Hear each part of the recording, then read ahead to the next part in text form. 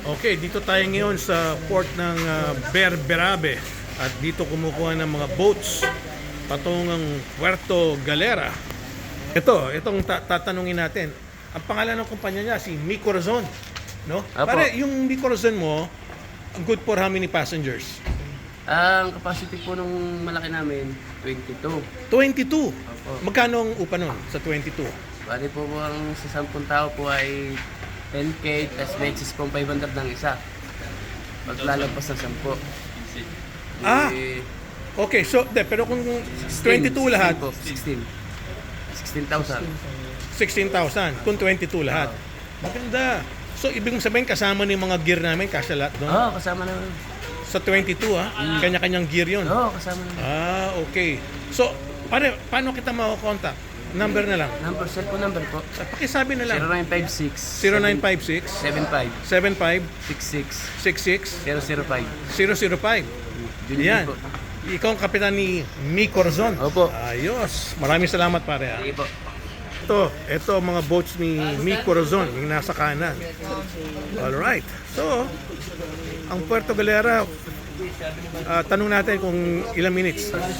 Para ilang minutes ang Puerto Galera bago makarating? 30 minutes po. 30 minutes, nandun na. Ando na po. Ilang horsepower yung boat mo? Bali, 250 po ang one engine, bali 500 po yun. 500 tumatakbo. So, pwede kami pahatid mismo sa Mermaid sa Sabang. Pwede po. Doon na mismo bababa. Okay magkakasundo. So, ilan ang boats ito? May Corazon, ano pa ba yung iba? Madami po mga kumpanya dito. May Hagibis, may Hapingo, may ano. May Hagibis, Hot and Go. Ano pa nga isa? Spygo? Spygo pa yung isa. Hapingo. Ha? Hapingo. Slide dog, no? I see. John, Kumpanya yan. marami palang kumpanya. Pero iba't iba Ha? yun. Ha? Iba't ibang may-ari. Sige. Okay, Dati wala to nung huling punta ko eh. Ngayon nandyan na, talagang ginawang port na. At kung naalala ko pa, diyan kami pumaparade, So, magkano ngayon ang parking dyan, pare? Kung may kotse ka, magkano ang parking? Bali po 200 yata po ang isang. 200 per day. Okay. So, kung may kotse ka, diyan ka lang paparada, 200 per day. Ayos. So, saan dyan ang Puerto Galera? Pwede yung pakituro.